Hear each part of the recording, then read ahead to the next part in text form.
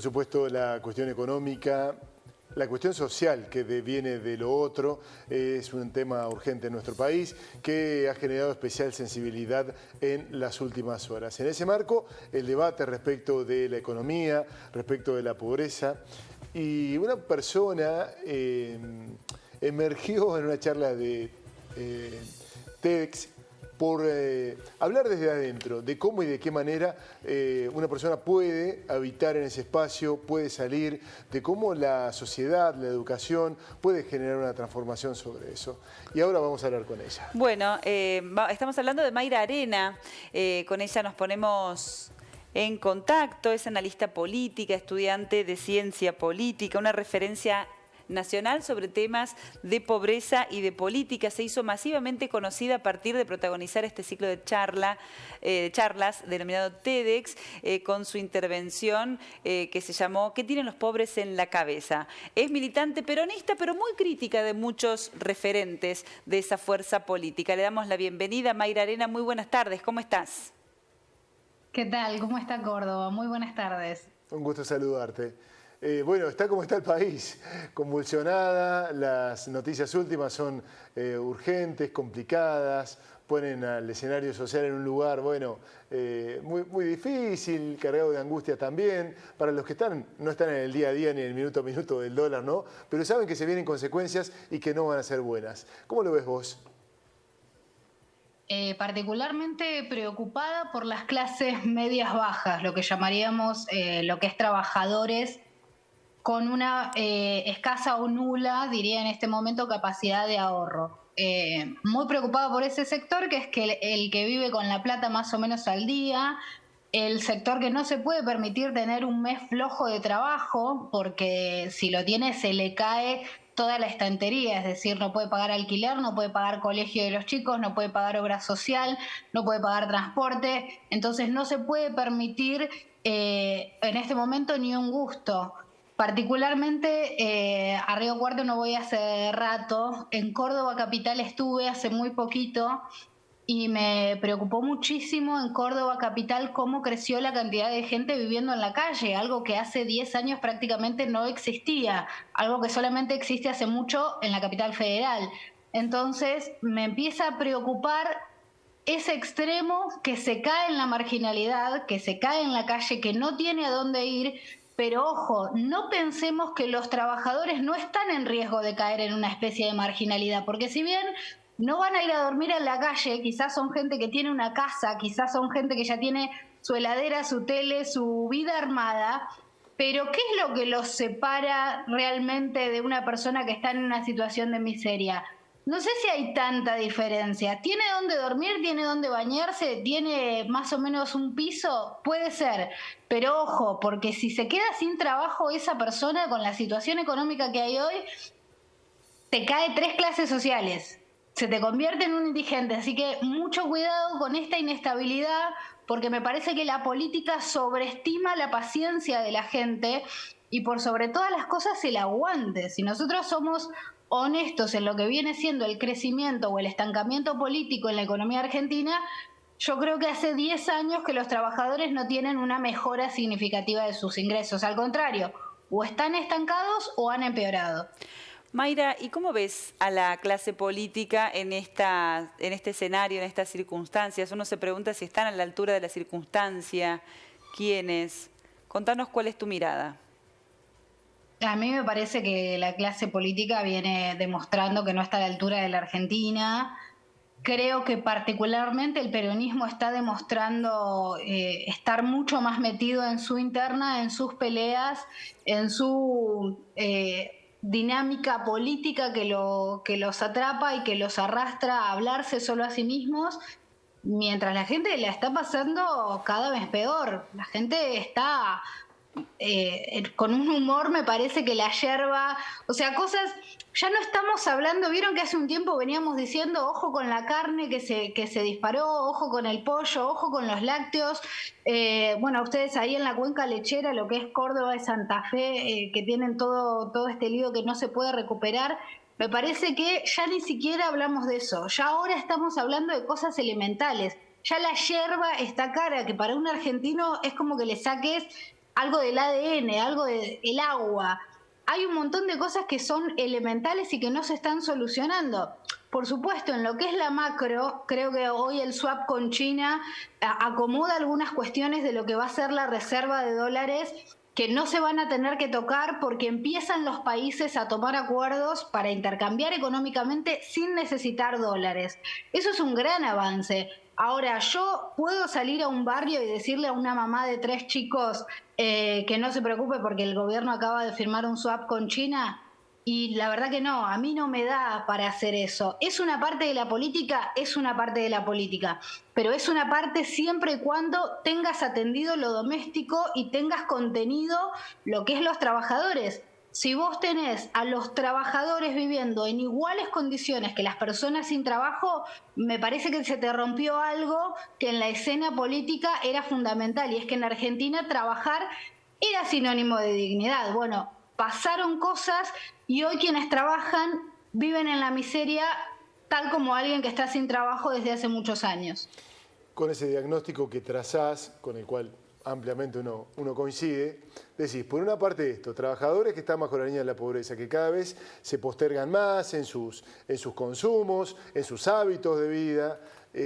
Por otra parte, la política, los políticos que sobreestiman la paciencia, que es algo que está creciendo, un malestar, una angustia, una tristeza, una bronca contenida. ¿Qué escenario ves para mañana entonces? Porque la verdad parece ser eso un cóctel bastante explosivo, entre necesidades que cada vez son peores y una política que no da ninguna respuesta. Para mañana, ¿por qué evento en particular me decís? No, digo, es genérico. Para mañana. El escenario próximo, para el futuro próximo. Para el futuro. Sabemos de los vencimientos que vienen.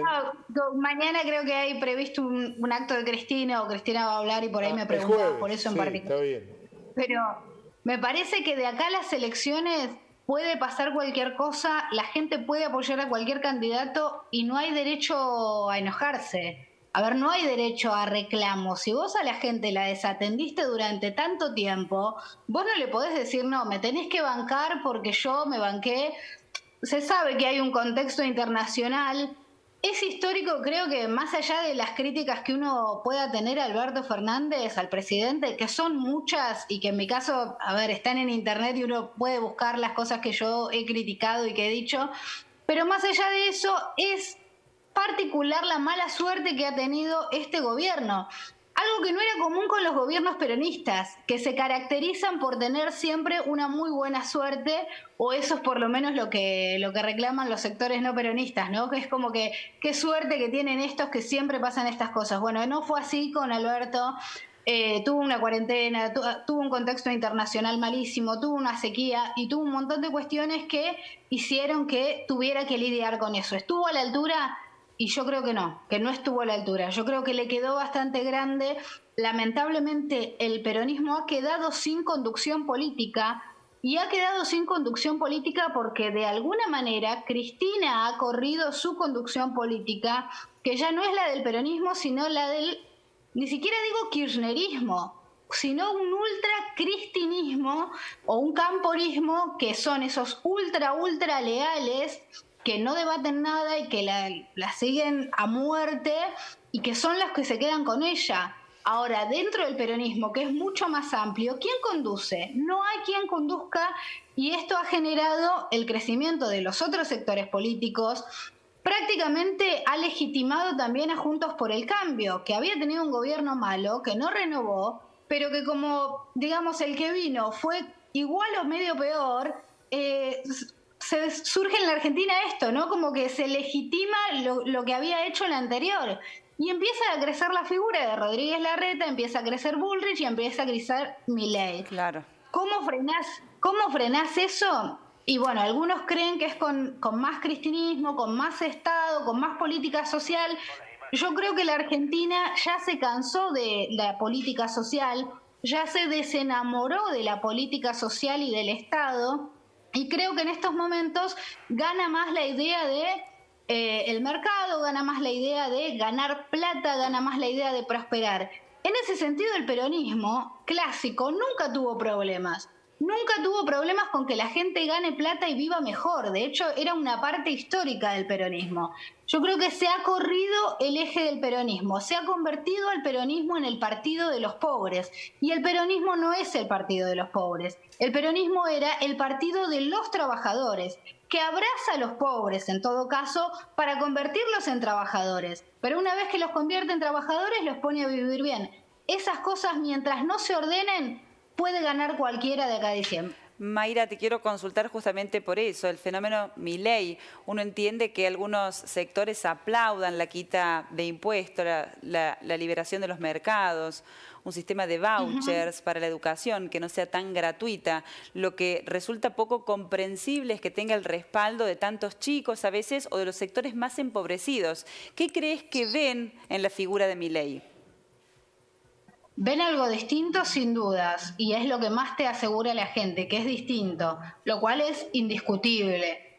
Además hay que reconocer una cosa, las personas que tienen entre 20 y 30 años, que son quizás los años en los que uno decide qué va a hacer con su vida, después puede cambiar, puede rehacer su vida 1000 veces, pueden pasar 1000 cosas, pero uno entre los 20 y los 30, o en general, salvo excepciones, entre los 20 y los 30 se decide qué vas a hacer con tu vida, y ocurre que los jóvenes sienten que elijan lo que elijan van a ser pobres, porque estudiar una profesión ya no ofrece movilidad económica, porque acceder a un trabajo pronto para ahorrar ya no ofrece movilidad económica. No podemos ahorrar. Fíjense que nosotros tenemos una economía tan loca que tenemos medidas como el dólar ahorro, pero no tenemos el peso ahorro, o no tenemos el ahorro joven o el salario. Digamos, nadie que sea joven tiene sensación de que va a prosperar económicamente en la Argentina. Y entonces uno no tiene derecho a enojarse si aparece alguien prometiendo mejoras, incluso a un costo extraordinario como el que propone Milei, que es el de la privatización de la educación, algo que en Argentina hasta antes de la aparición de Milei era indiscutido, es decir, ni siquiera Juntos por el Cambio se propuso privatizar la educación, porque era una de las cosas que durante el siglo XX funcionó.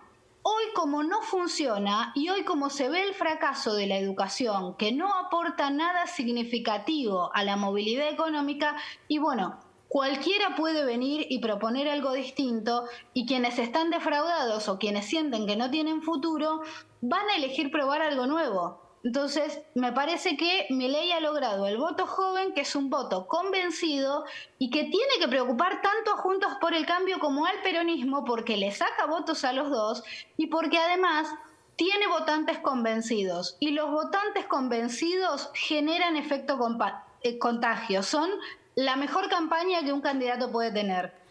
Te quiero preguntar por este tema que citás tan a menudo y que vos sos un referente de eso. Nosotros también defendemos con todo que es la educación pública, más allá de que después el profesional pueda estar por debajo de la línea de la pobreza, que es un signo de estos tiempos. Sí. Pero la seguimos defendiendo, nos sentimos muy orgullosos de que eso sea así. Pero hoy la educación pública, pienso en el secundario, los últimos años, pienso en la universidad, ¿realmente es una posibilidad para el pibe, el joven, el adolescente que está en la pobreza?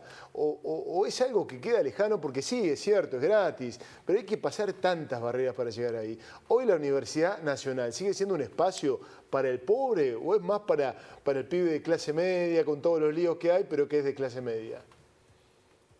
Yo creo que el desafío que tenemos con los adolescentes y jóvenes pobres no pasa tanto por discutir cómo hacemos que lleguen a la universidad, que eso debe ser el propósito o uno de los propósitos si queremos tener generaciones de profesionales y de hijos con movilidad social. Es decir, sin importar a lo que se dediquen tus padres, vos tenés la posibilidad de convertirte en un profesional.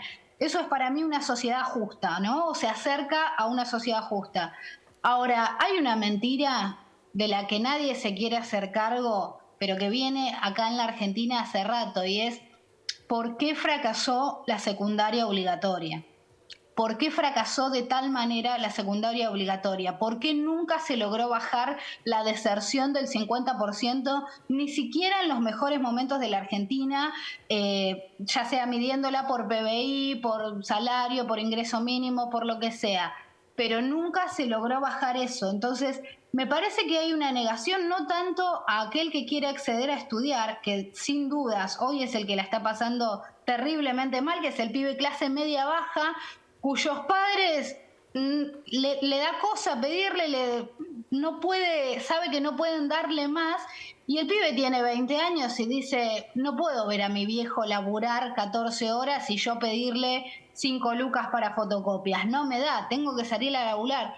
Creo que ese es el sector que hoy está preocupado por la universidad. Los sectores pobres y jóvenes me parece que están más preocupados porque no pueden trabajar, porque se negó de alguna manera el empleo joven en algún momento y se postergó cada vez más el ingreso al mundo laboral.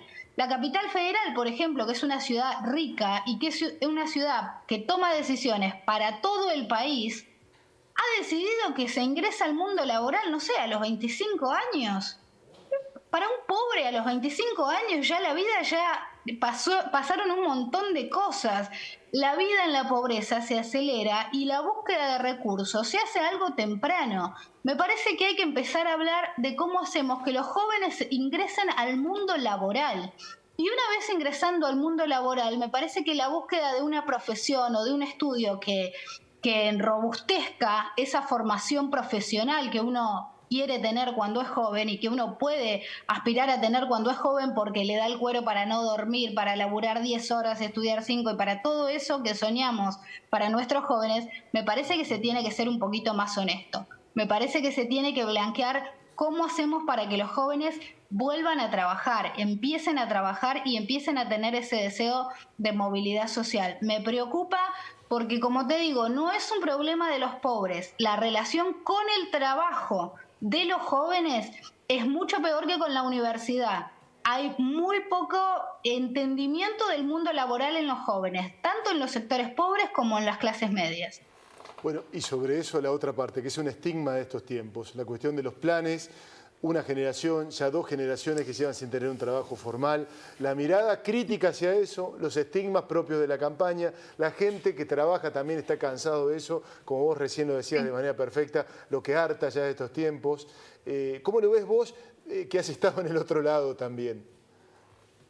Mirá, lo que creo que harta no es tanto, digamos, sí, obviamente trabajar tiene un valor moral que lo tenemos inculcado en Latinoamérica en general, en Argentina un poco menos que en el resto de Latinoamérica, lo cual celebro, porque el argentino no te trabaja por 2 mangos, lo cual para mí es positivo. Ahora, ¿qué ocurre? El argentino que trabaja por 80 lucas hoy y ve que alguien pobre, conociendo bien el Estado, llega a un monto parecido y se siente muy frustrado. Al mismo tiempo, el que conociendo el Estado llega a 80, 90 mil pesos, ¿no? Armando una canasta, persiguiendo, conociendo bien la burocracia. Y además hace una changa y ponele que gana unas cuantas lucas más por mes. Bueno, ese ve que trabajar no le implicaría un salto de vida, no le implicaría una movilidad económica. Entonces no hay estímulo a trabajar. Hay gente que cree que ese estímulo se lograría si eliminamos directamente los planes sociales.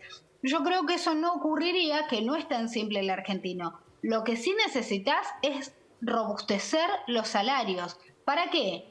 Para que el que tiene un plan vea que si empieza a trabajar en una determinada obra o en una determinada fábrica o en un determinado lugar, realmente puede acceder a bienes y a cosas y a una movilidad económica a la que no podría acceder a través de la situación en la que está, que es no trabajando.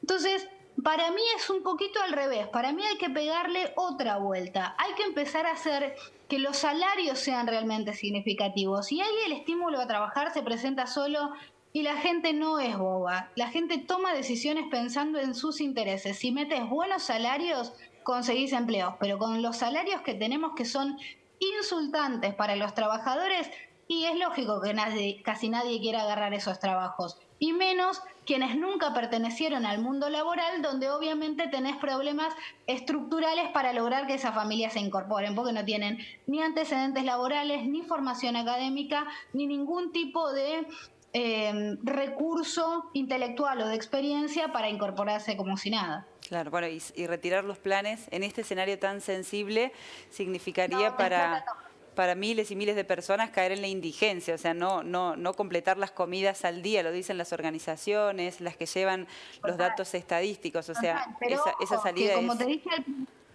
ojo que como te dije al principio, mucha gente en las provincias que no accede a ciertas políticas sociales de la nación, que no accede a ciertos derechos sociales porque se van perdiendo en el camino, ojo, porque son trabajadores, tienen pinta de clase media, tienen antecedentes laborales, pero no están muy lejos de caer en la indigencia. Porque eso es lo que tenemos hoy en la economía argentina, una volatilidad muy alta. Así que a prestar particular atención ahí, todos están a un accidente doméstico de caer rodando 3 clases sociales. Entonces, todo está sostenido con alfileres.